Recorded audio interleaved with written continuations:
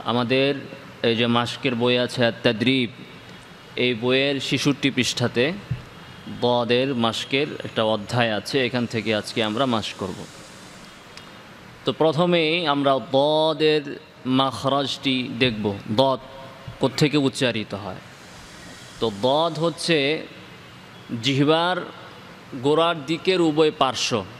এই যে আমরা যদি দেখি, এটা হচ্ছে জিহ্বার গোড়া।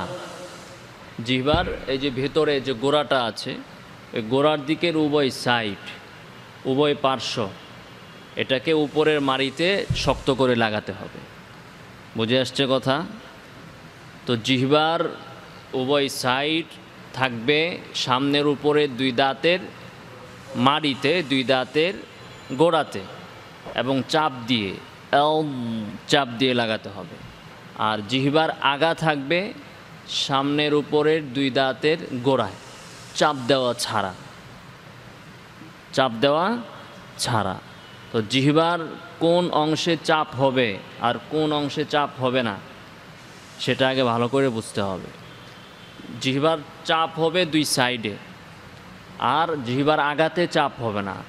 জিহ্বার আগাতে চাপ দিলে সেটা আবার দালের মতো হয়ে যাবে। জিহ্বা তো থাকবে দালের মাখরাজে, কিন্তু চাপ দেওয়া ছাড়া। চাপ দিলে তখন সেটা মোটা দাল হয়ে যাবে। বুঝে আসছে কথা? খেয়াল করে শুনেন। অনেকেই বলে যে জিহ্বার আগাটা এটা ভাষান্ত অবস্থায় থাকবে। কথাটা ঠিক নয়। দদ উচ্চারণের সময় জিহ্বার আগাটা ভাসমান থাকবে, এটা ঠিক না। বরং জিহ্বার আগাটা থাকবে সামনের উপরে দুই দাঁতের গোড়াতে, চাপ দেওয়া ছাড়া। এভাবে দদ উচ্চারণ করতে হবে। মাখরাজ বা তাজবিদ সম্পর্কে বিস্তারিত চিত্রসহ আলোচনা আছে আমাদের চিত্রসহ তাজবিদ সংকলন বইয়ে, ওখানে বিস্তারিত দেওয়া আছে। আর তাদরিব বইয়ে শুধু প্র্যাকটিসের জন্য যতটুকু দরকার।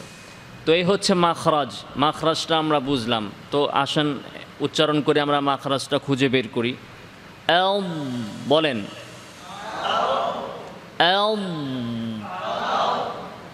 মাখরাজ পাওয়া গেছে? জিহ্বার গোড়ার দিকের উভয় পার্শ্ব উপরের মাড়িতে পেয়েছেন। আর জিহ্বার আগাটা থাকবে সামনের উপরে দুই দাঁতের গোড়াতে, পেয়েছেন? বলেন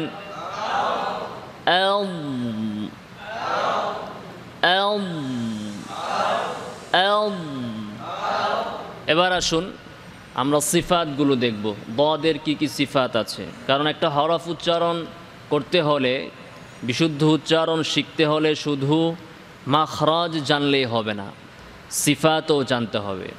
মাখরাজের মাধ্যমে আমরা উচ্চারণের জায়গাটা চিনি, আর সিফাতের মাধ্যমে আমরা উচ্চারণের পদ্ধতিটা চিনি।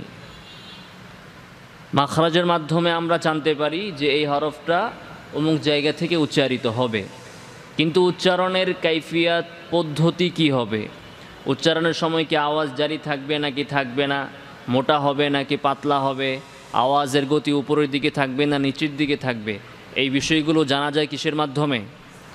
সিফাতের মাধ্যমে। অতএব আমাদেরকে ওই হরফের কি কি সিফাত আছে সেটাও জানতে হবে।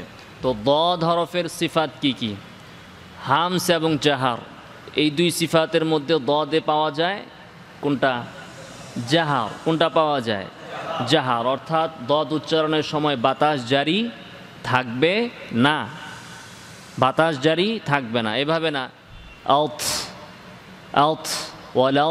দ, এভাবে যেন বাতাস না বের হয়। অনেকেরই দদ উচ্চারণের সময় বাতাস বের হয় কখনো কখনো। যেমন মনে করেন একটা শব্দ আছে আরদ, এই আরদ উচ্চারণ করতে গেলে অনেকেই দদে বাতাস বের করে কি করে না? শুনেছেন এরকম?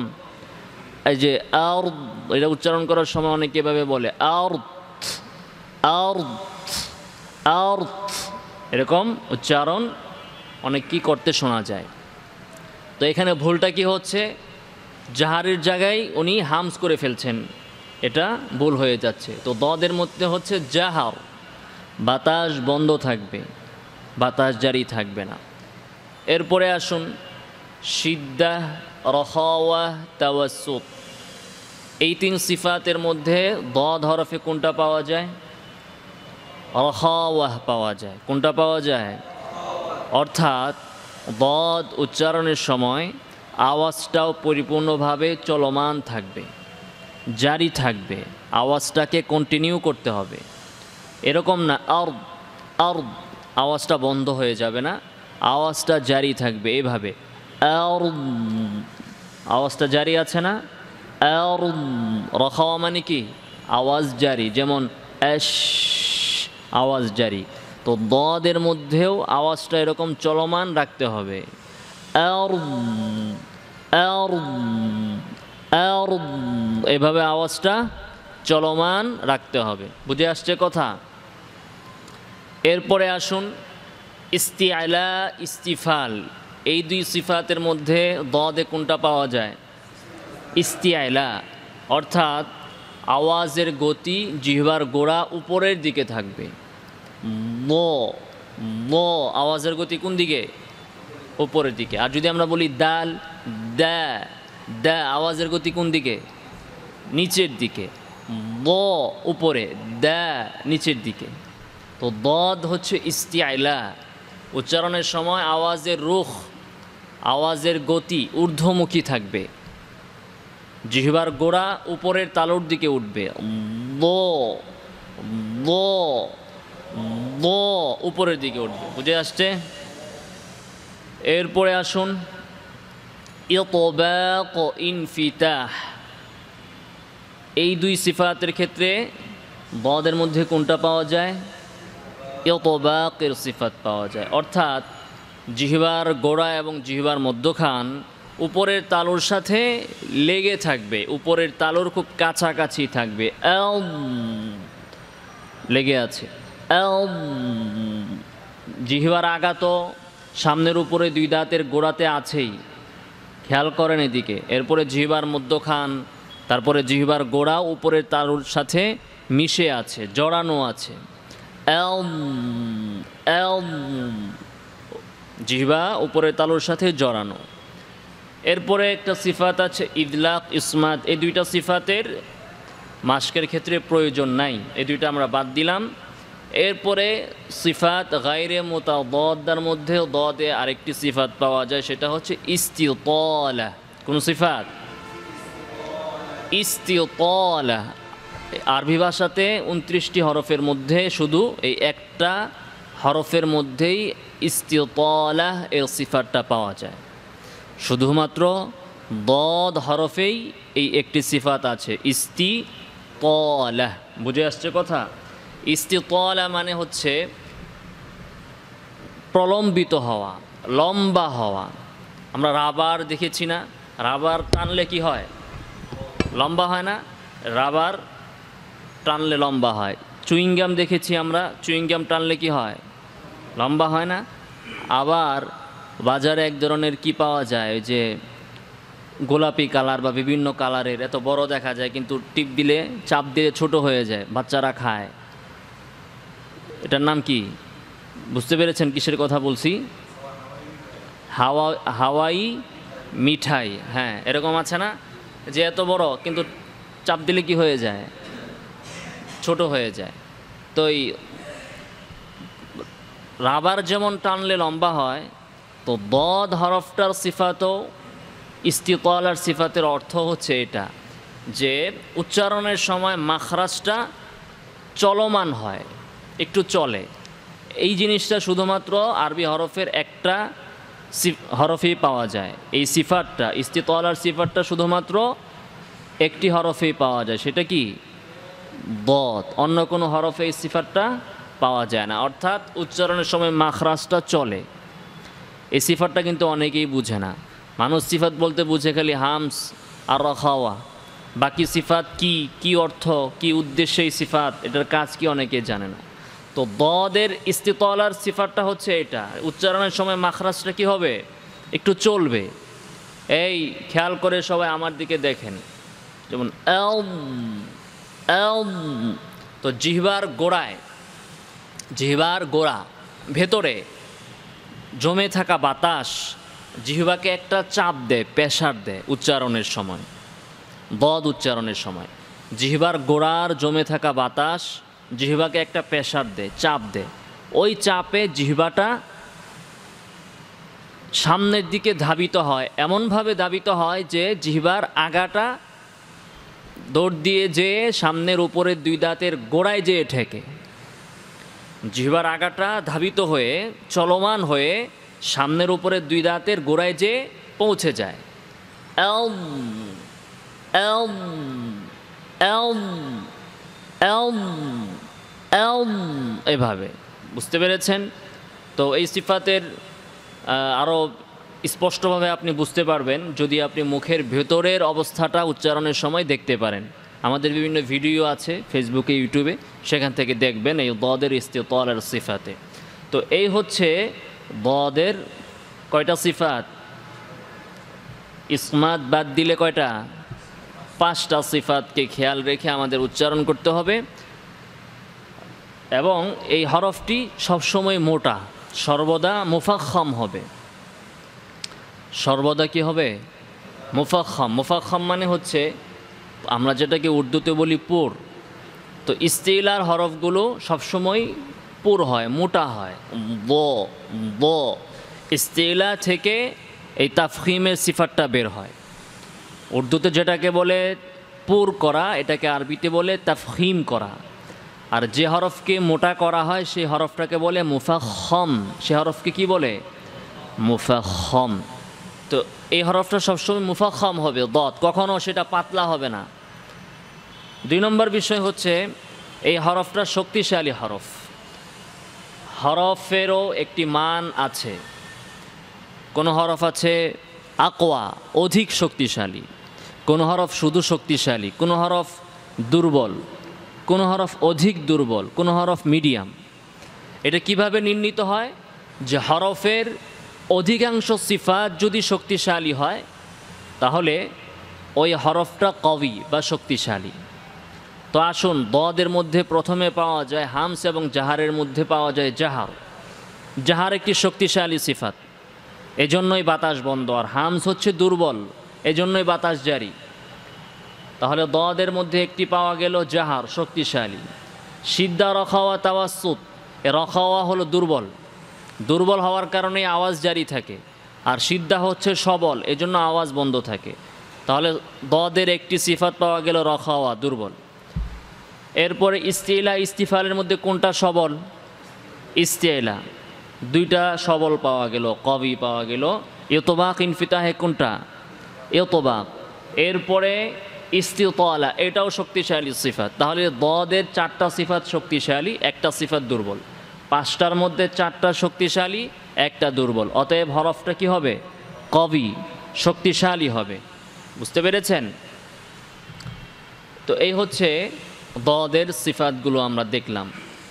এরপরে আমরা দদ সম্পর্কে অনুশীলন করব, দদের অনুশীলন করব। মাক্কি বিন আবি তালিব আল কাইসি রাহিমাহুল্লাহ বলেন, দদ হলো উচ্চারণের দিক থেকে সবচেয়ে কঠিন হরফ। মাক্কি বিন আবি তালিব উনি একজন বড় কোরআদের মধ্যে একজন, হ্যাঁ, একেবারে প্রাচীন তাজভিদের যে কিতাবগুলো আছে তার মধ্যে একটি ওনার। আর রিআয়া, আরবিতে কিতাবটি 500 হিজরির কিতাব। তাজভিদের যে সকল কিতাব পাওয়া যায় তার মধ্যে সব থেকে প্রাচীন কিতাবের একটি। যারাই নাকি কেরাত পড়বে, তাজভিদ পড়বে, ওনাদের কিতাব পড়া ছাড়া, দেখা ছাড়া এই লাইনে কেউ দক্ষতা অর্জন করতে পারবে না। তো ওনার একটি কিতাব হচ্ছে আর রিআয়া, সেটার 185 পৃষ্ঠাতে মাক্কি বিন আবি তালিব আল কাইসি বলেন, দদ হচ্ছে উচ্চারণের দিক থেকে সবচেয়ে কঠিন হরফ। বুঝে আসছে কথা? তো কঠিন যেহেতু, অতএব এটাকে বেশি বেশি অনুশীলন করতে হবে, নাকি? যে জিনিস কঠিন সেটাকে জয় করতে হলে সাধনাও খুব কঠিনভাবে করতে হয়। যে জিনিস সহজ সেটা সহজেই আয়ত্তে চলে আসে, কিন্তু যেটা কঠিন সেটাকে আয়ত্তে আনতে হলে, বসে আনতে হলে অনেক মুজাহাদা করতে হবে, সাধনা করতে হবে, পরিশ্রম করতে হবে। অতএব ওনার এই কথাটা যেন আমাদের মনে থাকে যে আরবি ভাষার সবচেয়ে কঠিন হরফ হচ্ছে দদ। ফলে উনি বলতেছেন, তিলাওয়াতকারী যখন তা যথাযথভাবে আদায় করার চেষ্টা ও মেহনত না করে, যদি না করে, তাহলে তা সঠিকভাবে আদায় হবে না। এটার জন্য যদি আপনি মেহনত না করেন তাহলে আপনি এটা সঠিক উচ্চারণ শিখতে পারবেন না। অপরদিকে যে ব্যক্তি তা আদায়ের জন্য কষ্ট করবে, লেগে থাকবে, তাজভিদ তার স্বভাবজাত বিষয়ে পরিণত হবে। সুন্দর একটি কথা। কঠিন জিনিস যদি আয়ত্তে চলে আসে তাহলে সহজগুলো বাকি থাকবে আসতে। কথা বুঝেন নাই? আপনি যদি কঠিনকে সাধ্য করতে পারেন, কঠিন পড়াকে যদি আপনি আয়ত্ত করতে পারেন, তাহলে সহজগুলো অটোমেটিকলি আপনার আয়ত্তে চলে আসবে। তো দদ যেহেতু সবচেয়ে কঠিন হরফ, সেজন্য তিনি বলতেছেন যে যে ব্যক্তি নাকি দদের জন্য মেহনত করবে, এটার জন্য মুজাহাদা করবে, এটাকে আয়ত্তে আনতে সামর্থ্য হবে, তো তাজভিদ বিশুদ্ধ উচ্চারণ তার স্বভাবজাত বিষয়ে পরিণত হয়ে যাবে। আর তার কষ্ট করতে হবে না, খেয়াল করতে হবে না যে এখানে কি সিফাত আছে, মাখরাজ কোথায়, অটোমেটিকলি হয়ে যাবে, স্বভাবগত হয়ে যাবে তার এটা। ইবনুল জাজ্জারি রাহিমাহুল্লাহ আত-তামহিদ গ্রন্থে বলেন, ইবনুল জাজ্জারি, ওনার নাম হয়তো আপনারা শুনেছেন, তিনি বলেন যে এই হরফের উচ্চারণের ন্যায় কঠিন আর কোনো হরফ নেই। আরেকজন বিখ্যাত কোরআদের একজন তাজভিদের ইমাম, যাদের কিতাবাদি পড়া ছাড়া পরবর্তী প্রজন্ম তাজভিদ জানতেও পারবে না, শিখতেও পারবে না, তাদের মধ্যে একজন ইমাম ইবনুল জাজারি, তিনি তার একটি প্রসিদ্ধ গ্রন্থ আছে আত-তামহিদ, সেখানে বলেন এই হরফের উচ্চারণের ন্যায় কঠিন আর কোনো হরফ নেই। দদের উচ্চারণটাই সবচেয়ে কঠিন। মানুষ এক্ষেত্রে বিভিন্ন রকম উচ্চারণ করে থাকে। দদ মানুষ এক একজন এক এক রকম উচ্চারণ করে। কেউ দদকে ভয়ের মতো উচ্চারণ করে, কেউ দালের মতো উচ্চারণ করে। এ নিয়ে মারামারি আছে না? কেউ বলে ওয়ালা জলিন, কেউ বলে ওয়ালা দলিন। এটা নিয়ে তো এক সময় অনেক বাদানুবাদ ছিল। মানে সঠিক উচ্চারণটাকে ধরতে না পারার কারণে কারো কাছে মনে হচ্ছে যে দটা হলো দালের মতো, কারো কাছে মনে হচ্ছে দটা হলো ভয়ের মতো।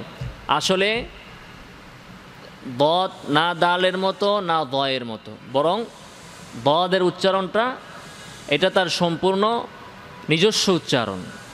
ভদও না, ভয়ের মতোও না, আবার ডালের মতোও না। তো তিনি বলতেছেন যে খুব কম মানুষই ভালোভাবে এই হরফটিকে উচ্চারণ করতে পারে। দদ হরফটি তাফখিমের সাথে আদায় করতে হবে। উচ্চারণকালে জিহ্বার পার্শ্ব দ্বারা তৎসংশ্লিষ্ট আদরস দাঁত চাপ দেওয়ার সময় জমে থাকা বাতাস নিষ্কাশন হওয়াটা প্রকাশ পাবে। তো আসুন দদ হরফটা আমরা উচ্চারণ করি। প্রথমে আমরা হারাকাত দিয়ে উচ্চারণ করব, এরপরে সুকুন দিয়ে, সাদ্দা দিয়ে উচ্চারণ করব। এবং যেভাবে এখানে উচ্চারণটা দেওয়া হয়েছে, প্রতিটি হরফকে এইভাবে উচ্চারণ করলে হরফটা সুন্দর হবে। একবার দুইবার না, বরং উচ্চারণ আয়ত্তে আনতে হলে এক একটা হরফ এই আঙ্গিকে হাজার হাজার বার উচ্চারণ করতে হবে। দ, দু, দই, এল, ও, এল, শত শতবার, হাজার হাজার বার, প্রচুর পরিমাণে উচ্চারণ করতে হবে। যে যত বেশি উচ্চারণ করবে তার উচ্চারণ তত সুন্দর হবে, যে করবে না তারটা সুন্দর হবে না। এজন্যই বলা হয়েছে, ইমাম দানি রহিমাহুল্লাহ বলেন, লাইসা বাইনা তাজউইদি ওয়া তারকিহি ইল্লা রিয়াদাহ, যে শুদ্ধ উচ্চারণ আর অশুদ্ধ উচ্চারণের মধ্যে পার্থক্য হচ্ছে অনুশীলনের, প্র্যাকটিস, রিয়াদাহ। যে যত বেশি অনুশীলন করবে, প্র্যাকটিস করবে, তার উচ্চারণ সুন্দর হবে। যে করবে না, একবার করে বসে থাকবে, 10 বার করে ক্লান্ত হয়ে যাবে, 20 বার করে মনে করবে আমার হয়ে গিয়েছে যথেষ্ট, তো সে ব্যক্তির উচ্চারণ কি হবে না? সুন্দর হবে না। এজন্য ভাইরা, উচ্চারণ যদি আমরা সুন্দর করতে চাই তাহলে আমাদেরকে খুব প্রচুর পরিমাণে উচ্চারণ করতে হবে। তো চলুন এই বইটা সামনে রেখে আমরা উচ্চারণ করব। বইটা আপনাদের হাতে কেন দেওয়া হয়েছে? কারণ যখন আপনার সামনে উস্তাদ থাকবে না, উস্তাদ যখন আপনার সামনে থাকবে না, তখনও যেন আপনি কাজ চালিয়ে নিতে পারেন। এটা একটা গাইড আপনার জন্য, একটা দিক নির্দেশনা, পথ প্রদর্শন। উচ্চারণ ঠিক করার আপনি মাধ্যম বা পদ্ধতি পান না, উচ্চারণ কিভাবে ঠিক করতে হবে বা কিভাবে ঠিক করাতে হবে কিভাবে মাশক করতে হবে, কিভাবে মাশক করাতে হবে, কিভাবে তাদরিব করতে হবে, কিভাবে তাদরিব করাতে হবে, এই বিষয় নিয়ে হাফেজ সাহেবরা অনেক পেরেশান থাকেন। তো আপনাদের জন্যই এই বইটা আপনাদের জন্যই। এইভাবে আপনারা অনুশীলন করবেন এবং আপনাদের প্রতিষ্ঠানে যে এইভাবে আপনারা আপনাদের বাচ্চাদেরকে অনুশীলন করাবেন। প্রত্যেকের হাতে একটি করে বই দিবেন। প্রথমে হরফগুলো শিখাবেন, হরফের উচ্চারণটা হারাকাত, সুকুন, সাদ্দা দিয়ে করাবেন। এরপরে বইয়ের ভেতরে কোরআন থেকে বিভিন্ন শব্দ দেওয়া হয়েছে এই হরফটা অনুশীলন করার জন্য।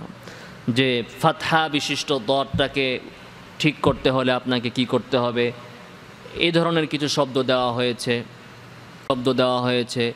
কাসরা বিশিষ্ট শব্দ দেওয়া হয়েছে, সাদ্দা বিশিষ্ট শব্দ দেওয়া হয়েছে, সুকুন বিশিষ্ট শব্দ দেওয়া হয়েছে। এবং কুররাদের কিতাব থেকে যেগুলো বললাম, আর রিআয়া, আর তাহদিদ ইত্যাদি কিতাব থেকে ইমামরা প্রত্যেকটা হরফের ক্ষেত্রে যে নোটগুলো দিয়েছেন, যেই হরফে এই জায়গায় ভুল হয় মানুষের, সেগুলো এখানে তুলে ধরা হয়েছে। এই হরফটি এই ক্ষেত্রে উচ্চারণের সময় এই বিষয়টাকে খুব করে খেয়াল রাখতে হবে। ওনাদের এই পরামর্শগুলো, দিক নির্দেশনাগুলো, গাইডলাইনগুলো এইখানে তুলে ধরা হয়েছে। এগুলো একটাও আমার নিজস্ব বক্তব্য না, বরং যারা এই ফোনে এই শাস্ত্রে কাজ করেছেন, নিজের জীবনকে এই ইলমুত তাজবিদ এবং ইলমুল কিরাতের জন্য উৎসর্গ করেছেন এবং তারা তাদের কিতাবাদি রেখে গিয়েছেন, সেইখানে তারা উম্মতের জন্য যে দিক নির্দেশনা দিয়েছেন, যে হরফটা এইভাবে উচ্চারণ করবে, এই বিষয়ে খেয়াল রাখবে, এই দিক নির্দেশনাগুলো খেয়াল করে লক্ষ্য রেখে সেখানে শব্দমালা তুলে ধরা হয়েছে কোরআন কারীম থেকে। এই শব্দগুলো দিয়ে যদি আপনি উচ্চারণ ঠিক করেন, আপনার পুরা 30 পারার ভিতরে আপনার দর ঠিক হয়ে যাবে। কয় পৃষ্ঠা? এই হারাকাত দিয়ে, সুকুন দিয়ে আধা পৃষ্ঠা, আর কয়েকটা শব্দ দিয়ে 2.5 পৃষ্ঠার উচ্চারণ যদি আপনি ঠিক করেন, তাহলে আপনার 30 পারা কোরআনের ভিতরে আপনার দর ঠিক হয়ে যাবে। শুনতে খুব সহজ শোনা গেল, 2.5 পৃষ্ঠা এক নজরে পড়তে 2.5 মিনিট লাগবে, কিন্তু এটাকে ঠিক করতে আপনার 2.5 মাসও লাগতে পারে। বুঝে আসছে কথা? কিন্তু যতটুকু সময় লাগুক, 2.5 ঘন্টা লাগুক, 2.5 দিন লাগুক, 2.5 সপ্তাহ লাগুক, 2.5 মাস লাগুক, আর 2.5 বছর লাগুক, আপনার ইচ্ছা থাকতে হবে যে আমি উচ্চারণ ঠিক করবই, যত সময় আমার ব্যয় হোক না কেন, যত মুজাহাদা মেহনত করতে হোক আমি করব। এরকম স্পৃহা যাদের থাকবে, এরকম উচ্চ হিম্মত যাদের থাকবে, অবশ্যই তাদের পড়া, তাদের উচ্চারণ ঠিক হবে এবং খুব বেশি দিন লাগবে না, অল্প সময়ের ভেতরেই তাদেরটা ঠিক হয়ে যাবে। কিন্তু সেই ইচ্ছা থাকতে হবে, সেই জজবা থাকতে হবে, হিম্মত থাকতে হবে, আকাঙ্ক্ষা থাকতে হবে। এটাকে নিজের স্বপ্ন হিসেবে নিতে হবে, যে এটাকে নিজের একটা টার্গেট হিসাবে নিতে হবে, চ্যালেঞ্জ হিসাবে নিতে হবে, যে করেই হোক না কেন আমি আমার উচ্চারণ ঠিক করব, আমি আমার তিলাওয়াত ঠিক করব, তাহলে অবশ্যই ঠিক হবে। আজকে আপনি যাদেরকে দেখেন এই পৃথিবীর বুকে, যাদের তিলাওয়াত মানুষ অনুসরণ করে, যাদেরকে মানুষ এই শাস্ত্রে ইমাম হিসাবে গণ্য করেন, সবাই আপনার মতোই ছিলেন। সবাই, বিশেষ করে যারা বাংলাদেশের, তারা তো কেউই জন্ম থেকে আরবি ভাষা নিয়ে আসেনি। আপনার মতোই তারাও এরকম অনারবি।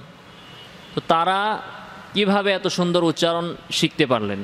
মেহনত করার মাধ্যমে, মুজাহাদা করার মাধ্যমে, প্র্যাকটিস করার মাধ্যমে। অতএব আমরাও ইনশাল্লাহ প্র্যাকটিস করব। চলুন তো প্রথমে আসুন হারাকাত দিয়ে আমরা হরফটি উচ্চারণ করি, সবাই মনোযোগ দিয়ে খেয়াল করে আসুন। লু, মাখরাজ এবং সিফাতকে খেয়াল রেখে। ফাতহা, জবরকে আরবিতে বলে ফাতহা। ফাতহা মানে হচ্ছে খোলা। ফাতহা অর্থ কি? আল ফাতহ, খোলা। উচ্চারণের সময় দাঁতের 2 পাটিকে পৃথক করে মুখ খুলতে হবে।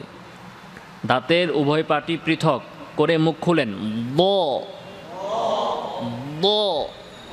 জিহ্বার 2 সাইডে চাপ দিতে হবে, উপরের মাড়িতে লাগিয়ে সাইডে। দু, দম্মা উচ্চারণের সময় সামনের দিকে চাপান, দু দু, দই, দ, দু, দই। আমরা জানলাম যে ইস্তিলা হরফগুলো মোটা হয়, মুফাখ্খাম হয়, তাফখিম করতে হয়। তো ইস্তিলার হরফগুলোর তাফখিমের স্তর আছে, মাত্রা আছে, খেয়াল করবেন। যখন ফাতহা হবে তখন বেশি মোটা হবে, দম্মা হলে আর একটু কম, কাসরা হলে আর একটু কম। ফাতহা 1 নম্বরে, দম্মা 2 নম্বরে, কাসরা 3 নম্বরে। সেজন্য আমরা ফাতহার পরে দম্মাকে এনেছি, এরপরে কাসরাকে এনেছি। জবর পেশ, এরপরে জের। জবর জের পেশ এভাবে না, যে আমরা জবর পেশ জের এই পদ্ধতিতে গিয়েছি। কেন? যেহেতু তাফখিমের সিরিয়ালটা এটা, প্রথমে 1 নম্বরের তাফখিম হবে ফাতহাতে, 2 নম্বরে হবে দম্মাতে, 3 নম্বরে হবে কাসরাতে। কথাটা বুঝতে পেরেছেন আপনারা? বোধগম্য হয়েছে আপনাদের? না হয়নি? না বুঝলে জিজ্ঞাসা করবেন। বুঝে আসছে কথা? বুঝিয়ে দিব ইনশাআল্লাহ। আসেন, দ, দু, দই, দু, দই, দু, দই।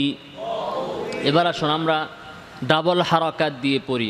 দ, দ, দ, দ, দ, দু, দ, দুই, দু, দু, দু, দ, দু, দুই, দুই, দুই, দুই, দ, দুই, দু। সুকুন দিয়ে এল। একটা জিনিস খেয়াল রাখবেন, সুকুন অবস্থায় যে কোনো হারফের সিফাতের প্রকাশটা বেশি ঘটে। দে আমরা যতগুলো সিফাত দেখলাম, জাহার দেখলাম, রখাওয়া দেখলাম, ইস্তিআলা দেখলাম, ইস্তিতলা দেখলাম, এই সবগুলো সিফাত এর কার্যকারিতা বেশি পাওয়া যাবে সুকুন অবস্থায় হারাকাতের তুলনায়। যেমন দেখেন দ এর তুলনায় আল, এখানে রখাওয়া বেশি, আল আওয়াজ জারি, আল আল আল আল আল, আওয়াজ জারি রাখতে হবে, এইভাবে না আল আল আল আল আল উম ইল ইল আল উম ইল ضم ضم ضم الضاء الضاء الضوء الضي الضاء الضوء الضي। এবার আসুন কোরআন কারীমের কিছু শব্দ দিয়ে আমরা দ হরফটি অনুশীলন করব। প্রথমেই দদের পরে যদি আলিফ আসে তাহলে দদের উচ্চারণের ব্যাপারে খেয়াল রাখতে হবে, তাফখিমের ব্যাপারে। কারণ তাফখিমটা বেশি হয় যখন ফাতহার সাথে আলিফ আসে। আগে তো আমরা পড়ে আসলাম ফাতহা হলে বেশি মোটা, দম্মায় পরে, কাসরায় আরও পরে। ফাতহার সাথে যদি আলিফ আসে, অর্থাৎ জবরের পরে যদি আলিফ থাকে, তাহলে তাফখিমটা আরও বেশি হয়। দেখেন ওয়ালাদ-দাল্লিন,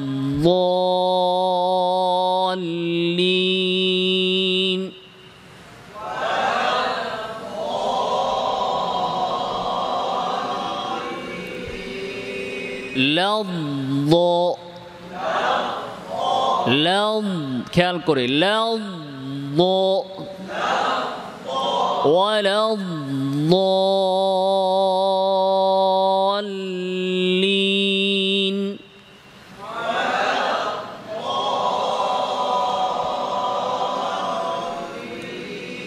ফীহিমা আইনানি নাদ্দাখাতান,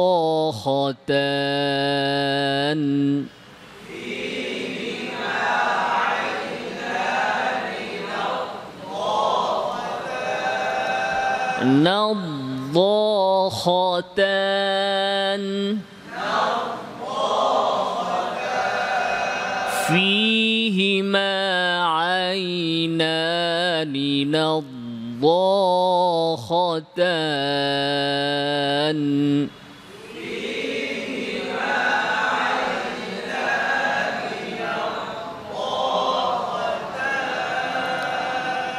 أيها الضالون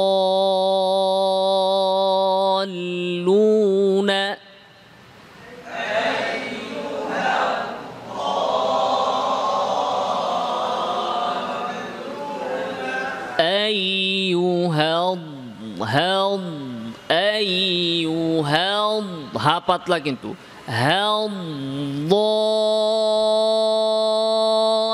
লাম পাতলা খেয়াল করতে হবে হা পাতলা দদ মোটা লাম পাতলা আইয়ুহাল্লালুনা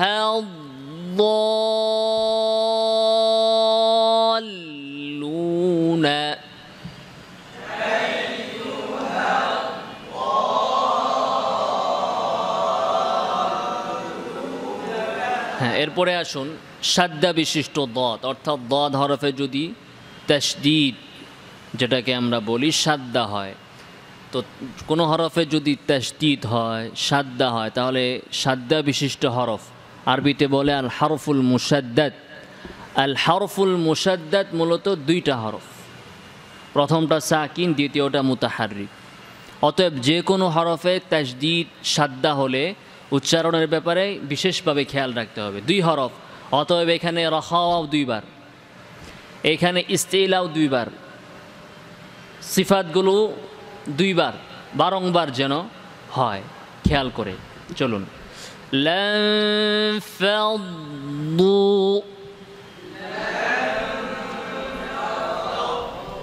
দুইটা হরফ ফাদু প্রথম দটটা সাকিন দ্বিতীয় দটটা দম্মা বিশিষ্ট দু ফাদু তাহলে দুইটা হরফ না দুই হরফের সিফাত তাহলে দুইবার করে সুন্দর করে ফাদু ইয়াউমা তাবিয়াদু ওয়া আদু ওয়া বিয়াদাত ولا يحض حض প্রথমে দাদে ধরে রাখেন আওয়াজ حض من فضة ولا تحاضون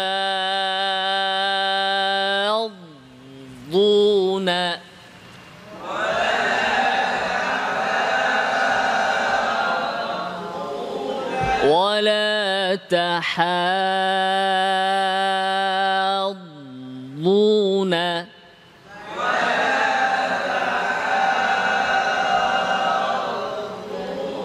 মাওলানা সাহেবরা খেয়াল করেন হা কিন্তু পাতলা আলিফ কিন্তু পাতলা আলিফের নিয়ম কি আলিফের আগে যে হরফ থাকবে ওইটা মোটা হলে আলিফ মোটা আগেরটা পাতলা হলে আলিফটা পাতলা এখন মনে করেন আগের হরফ পাতলা পরে আলিফ পরের হরফ মোটা আলিফ কি মোটা না পাতলা হবে পাতলা হবে না আলিফের পরে মোটা হরফ আসছে তাতে কিছু আসে যায় না আগের হরফ দেখতে হবে তো তাহাদ আলিফের আগে আছে হা হা পাতলা আলিফও পাতলা হবে দদের কারণে যেন আলিফ মোটা না হয় খেয়াল করতেছেন ওয়ালা তাহাদ খেয়াল করেন হা আলিফ পাতলা ঘুমাচ্ছে নাকি ওয়ালা তাহাদুন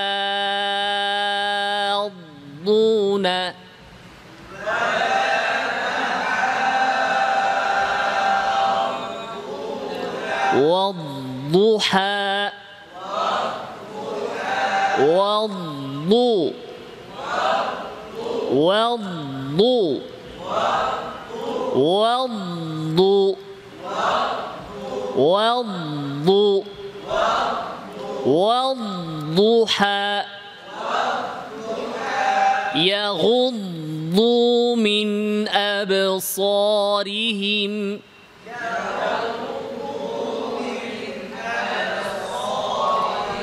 এরপরে আসুন দদ এবং য, উভয়টির মাঝে জাহার পাওয়া যায়, ইস্তিলা পাওয়া যায়, ইতবাক পাওয়া যায়।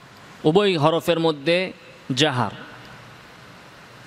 ইস্তিলা আছে, ইতবাক আছে। পার্থক্য হচ্ছে মাখরাজে ও ইস্তিতালার সিফাতে। ভ এর মাখরাজ জিহ্বার আগা, সামনের উপরে দুই দাঁতের আগা, ভ এল। আর দদের মাখরাজ জিহ্বার গোড়া, উপরের মাড়ি। তাহলে ভ এবং দদের পার্থক্য মাখরাজের মাধ্যমে হবে, আর একটা সিফাতের মাধ্যমে হবে, সেটা হচ্ছে ইস্তিতালা। দদের মধ্যে ইস্তিতালা আছে, ভ এর মধ্যে সেটা নাই। দদের ইস্তিতালা ভ এর মধ্যে নাই। এই একটা সিফাত এবং মাখরাজ দ্বারা পার্থক্য হবে। তাই এই দুটি হরফ একত্রিত হলে সেগুলো যথাযথভাবে আদায় করা আবশ্যক। ভ এবং দদ যদি একত্রে আসে, যেহেতু এই দুইটার মধ্যে অনেক জায়গায় মিল, সিফাতে মিল, জাহার, তারপরে রখাওয়া, তারপরে ইস্তিআলা, ইতবাক, 4 সিফাতে মিল আছে। এজন্য অনেক সময় দুটার মধ্যে প্যাচ লেগে যেতে পারে কারো, আবার শুনতে অনেক সময় একরকম। জ, ভ, ব, সূক্ষ্ম পার্থক্য। তো এই সূক্ষ্ম পার্থক্য যেহেতু, অতএব দুইটা হরফ যখন একত্রে আসবে, প্রত্যেকটাকেই তার নিজস্ব রীতি অনুযায়ী আদায় করতে হবে। ভ যেন দদ না হয়, দদ যেন ভ না হয়, খেয়াল রাখতে হবে।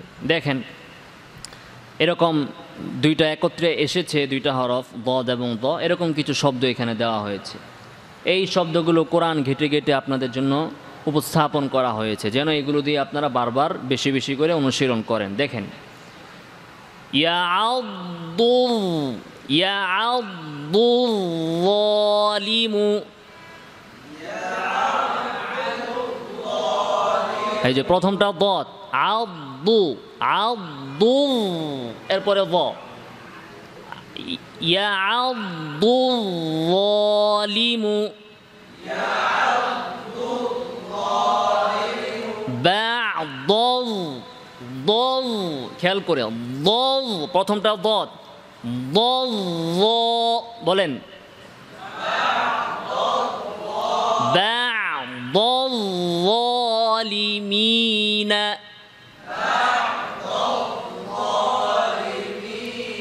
বা'দ যালিমিনা,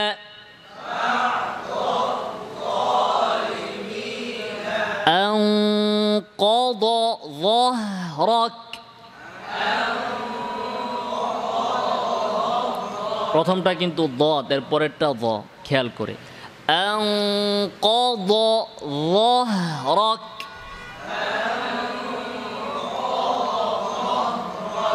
لبعض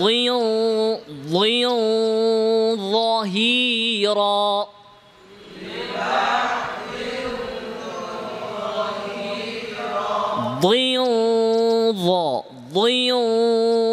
ظهيرا، إن بعض الظن،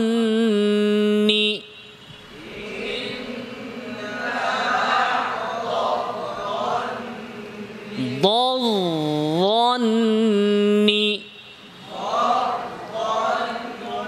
এরপরে আসুন, দদ হরফের পরে যদি ইতবাকের অন্য কোনো হরফ আসে, দদও ইতবাকের হরফ, এখন দদের পরে যদি অন্য কোনো ইতবাকের আরও একটি হরফ আসে, তাহলে দদের উচ্চারণের ব্যাপারে সচেতন থাকতে হবে, যেন দদের উচ্চারণে কোনো ব্যাঘাত সৃষ্টি না হয়। কারণ কি, দুইটাই মোটা হরফ, আর দুইটা যখন একসাথে আসছে তখন ভার সামলাতে যেন সমস্যা না হয়, খেয়াল করতে হবে। যেমন দেখেন, ফামানিউ, দদের পরে ত আসছে, ফামানিউ তুর, বলেন,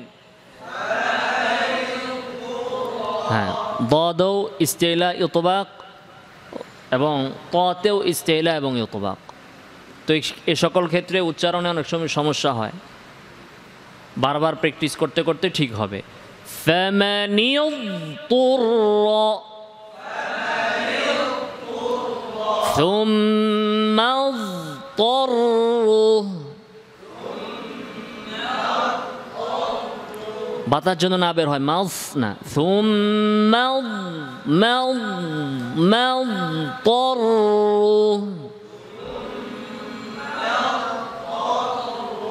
মাল তুরিরতুম মাল তু মাল, খেয়াল খেয়াল, মাল তুরিরতুম, বাতাস বের হচ্ছে কার, মাউথ থু, মাউথ তু মাউথ তু, বাতাস বের হয়, মাউথ তু মাউথ তুরিরতুম। এরপরে আসুন, একাধিক দদ যদি একত্রিত হয় তাহলে তা উচ্চারণ করার ব্যাপারে বিশেষ খেয়াল রাখতে হবে। দুইটা দদ একত্রে আসছে, খেয়াল রাখবেন। ইয়াগদুদনা দুদনা দুদনা, প্রথমটা দম্মা চাপান, দু দুদনা ওয়াগদুদ ওয়াগদুদ দুদ ওয়াগদুদ ওয়াগদুদ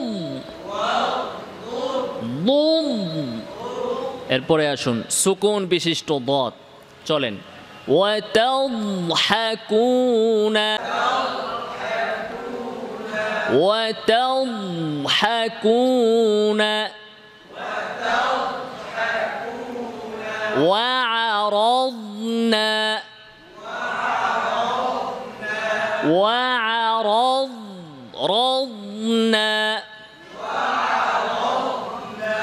ثم قبضناه إلينا قبضا يسيرا।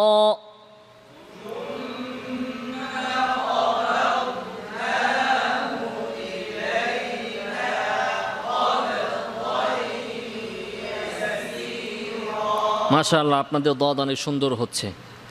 এরপরে আসুন, দদ এর পূর্বে বা পরে যদি ইয়া সাকিন হয় তাহলে খেয়াল রাখতে হবে যেন ইয়ায়ের প্রভাবে দদ দুর্বল না হয়ে যায়, ইয়ায়ের কারণে যেন দদ দুর্বল না হয়, অথবা দদের কারণে যেন ইয়া মোটা না হয়ে যায়। ইয়ায়ের কারণে যেন দদ দুর্বল না হয়, আবার দদের কারণে ইয়া যেন সবল না হয়। প্রত্যেকটাকেই তার নিজ নিজ অবস্থায় রাখতে হবে। বুঝে আসছে কথা? চলেন দেখি এমন কিছু শব্দ। সুম্মা আফিদু,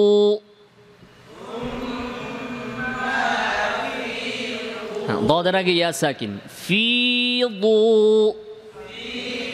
ইয়াকে শক্ত না, ফি শক্ত না, স্বাভাবিক, ফিদু। ثم أفيضوا من حيث أفاض الناس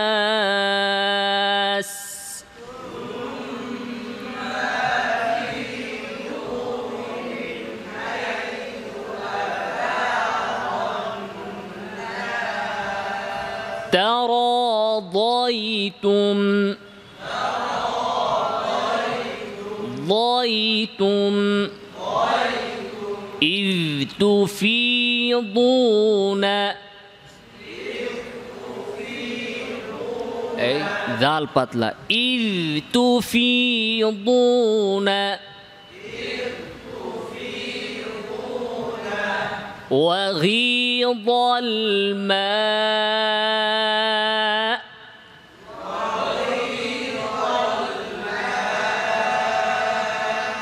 وغيض وغيض الماء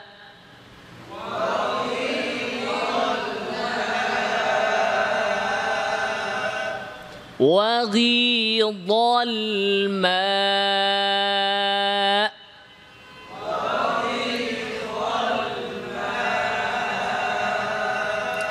আচ্ছা, এরপরে আসুন দদ সাকিনের পরে যদি তা আসে, তাহলে দদকে স্পষ্ট করার ব্যাপারে খেয়াল রাখতে হবে যেন দদ তায়ের মধ্যে ইদগাম না হয়ে যায়। যেমন ওয়া'আরাদ, এটা যেন ওয়া'আরাদতুম, দদকে যেন তা বানিয়ে না ফেলেন। ওয়া'আরাদতুম না, ওয়া'আরাদতুম, ওয়াও তো নাই। আরাদতুম, আরাদতুম, হ্যাঁ দদকে দদ রাখতে হবে, তা যেন না হয়। আরাদ রদ রদতুম, ফারাদতুম, قبضت قبضت خضتم خضتم خضتم خضتم মোটা করে খুবতুম খুবতুম। তো এই বিষয়গুলো খেয়াল রেখে আমরা দদ হরফটা অনুশীলন করব এই তাদরিব বই দেখে দেখে, এবং পাশাপাশি চিত্রসহ তাজবিদ সংকলনের যে নিয়মাবলীগুলো আছে এগুলো দেখে ইনশাআল্লাহ।